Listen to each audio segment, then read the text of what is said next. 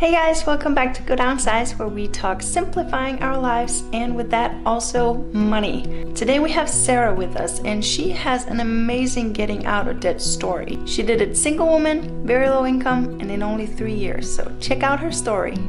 Hello, my name is Sarah Wilson. I'm also known as BudgetGirl here on YouTube. About 4 years ago, I had $33,000 in student loan debt, no job, and was feeling pretty hopeless and down in the dumps.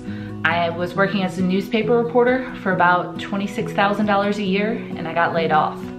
And at the time I hadn't been making any payments on my student loans. I had them deferred and interest was just growing and growing and growing. So I decided that when I got a new job, I would finally take care of my money situation. And I did. I moved to Louisiana and found a job working as a newspaper reporter for $26,000 a year, which isn't much. It's actually about half the American average income. So 25 years old, making $26,000 a year and with $33,000 in debt. Terrible ratios. But I decided to work hard, budget myself down to the penny, and dig my way out of debt. 3 years and 2 months later, I'm debt free. I now get to live where I want, do what I want, and I'm not shackled by any debt from my past. It took a lot of work. I delivered pizzas in the middle of the night.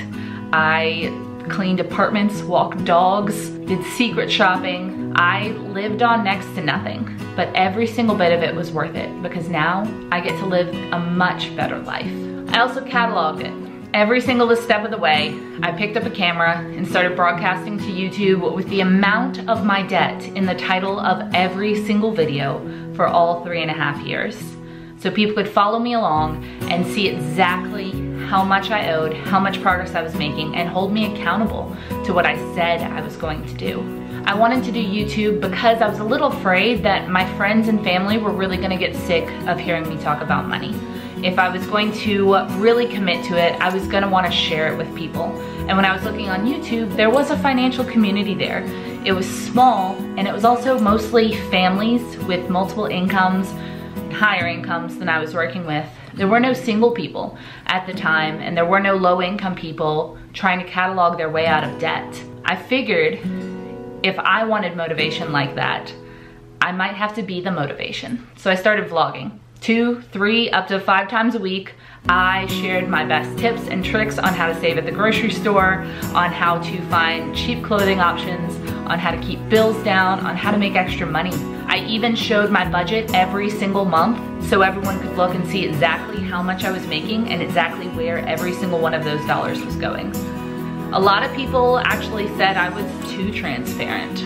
But a lot of people also said that seeing the way I spent my money and how I allocated it inspired them who made much higher incomes to actually get their finances under control. Deciding to budget was easy. Actually implementing a budget was a little harder.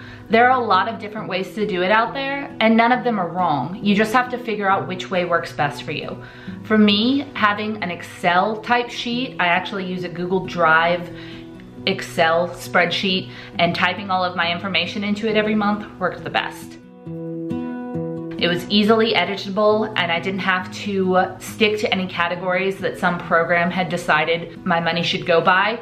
But if those don't work for you, programs like EveryDollar, Mint, or You Need a Budget might be excellent. The very best part about budgeting is getting to choose where my money is going to go. Once I've given that dollar a job, I don't want to let it down, essentially. By deciding that I'm going to tell every single dollar where it's going to go at the beginning of the month, all that I have to do then is follow through with it, and I'll meet my money goals. Towards the beginning, my budget was pretty crazy. I actually did kind of a spending analysis, and I looked through all of my bills and I saw how much I was spending on food, groceries, personal, etc., and I was completely flabbergasted. I think I was spending about $500 a month on just junk, as in junk food, junk for my apartment, which I didn't need, but it was on sale, so I thought I wanted, and just wasting money on things that I didn't need or even really want. So my first budget had a lot of high categories. What I remember the most is that I had a $300 personal budget and I was busting it every single month.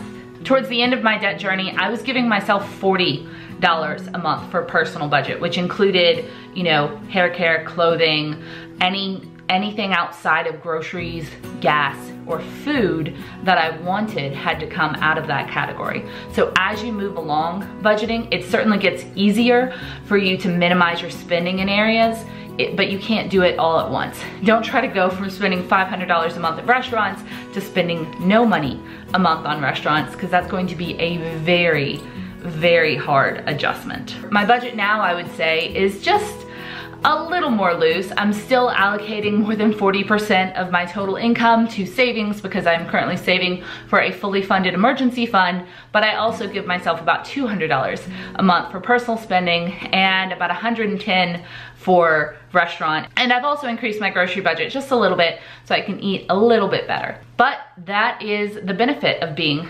debt-free and still meeting all my money and savings goals, is that I can splurge on myself a little. And I honestly think that it was worth it to sacrifice for a couple of years so that I could do this now. One of the hardest things for me to cut out or save money on in my budget was shopping and eating out. And I was able to completely cut that out by pretty much deciding that I wanted to be out of debt more than I wanted some random thing on the clearance aisle at Target. On the restaurant eating out, I pretty much figured out that I wasn't planning for my meals. I'd wake up in the morning and not think about what I was gonna have for lunch, and then suddenly be surprised that I was hungry around noon and have nothing to eat. And essentially my only options at that point were either to continue being hungry or to run out and spend at least $5 on fast food. So instead I started meal planning and prepping, and I would make my lunches for the week on a Sunday night, and then I'd bring those into work with me. Occasionally I'd let myself go out to eat, maybe on a Friday as a splurge, but every single day that I already had a meal ready and waiting for me was a good day because I wasn't wasting money because I didn't plan well enough.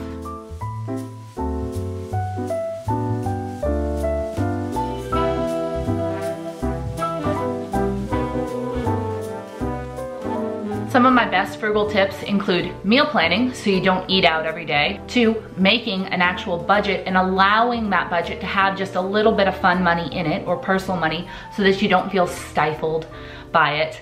And 3, shopping for clothing only when you absolutely need it, and then when you do, shopping in the off season.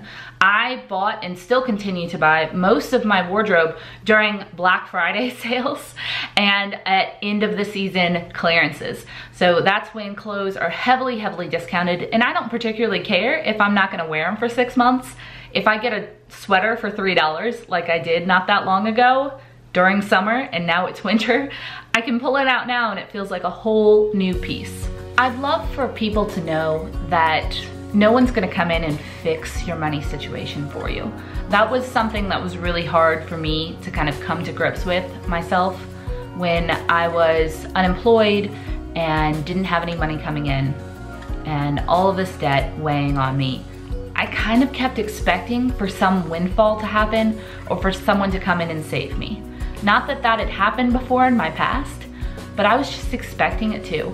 A lot of people think that maybe the government will forgive student loans, or that creditors will just write off their debt, or maybe even they'll declare bankruptcy and suddenly they won't have any money worries anymore. And none of those things are really gonna happen. Even if you declare bankruptcy, you're still gonna have a lot of money troubles. And because you've gotten to that situation in the first place, and if you haven't changed any of your habits, you're probably gonna end up there again. No one's gonna come in and fix your financial life for you. You have to take responsibility for it, and you have to make your own financial future. Through this journey, I have gained financial independence. I also know that I can move mountains if I need to now. Paying off $33,000 on a $26,000 up to $35,000 salary in just 3 years was no small feat, I promise you. It required a lot of sacrifice. But through that, I learned that I'm very strong and that I can do whatever I put my mind to. This was by far the hardest thing I have ever done, and it was 100% worth it. If I had paid off my loans according to the government plan that they had set out for minimum payments, I'd be paying off my loan when I was 40. and I would have paid over $20,000 in interest. Because I took just 3 years to pay it all off, I get to spend the next 11 years doing what I want, investing my money, growing it so that I can be wealthy and live and give like no one else sometime in the future and now, versus just always paying this old bill from my past that was haunting me. It's a much better way to live. I feel so much lighter and I feel much more powerful now than I did when I was in debt. Maybe make a list of things that you want out of life. Maybe you want to take a big trip one day, or maybe you want to retire a millionaire, or maybe you just want to get out of debt. Either way, there are some very finite action steps that you can take to make that happen. Figure out how much it's gonna cost, divide that out by how much time you have, or how much time you want to take, and then make it happen. Put that into your budget and make that a priority. Because if you don't tell your money where to go, it's gonna run off on you. That's what it used to do to me back before I had a plan. Now I can spend time with my friends, my puppy, and really kind of live a life that I choose.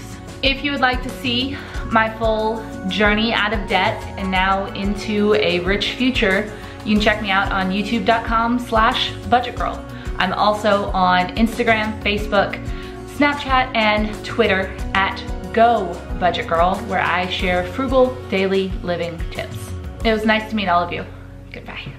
Guys, I love Sarah. Didn't you love that story? It's so encouraging to hear from someone who actually paid off a lot of debt in a very short time. If you like the video and these kind of videos that Sarah just did, go check out her channel. I'll leave her icon right here so you can go and check that out. Show her some love over there and maybe let her know that you came from GoDownsize. If you liked the video, please subscribe, share it with your friends, and we'll see you next time.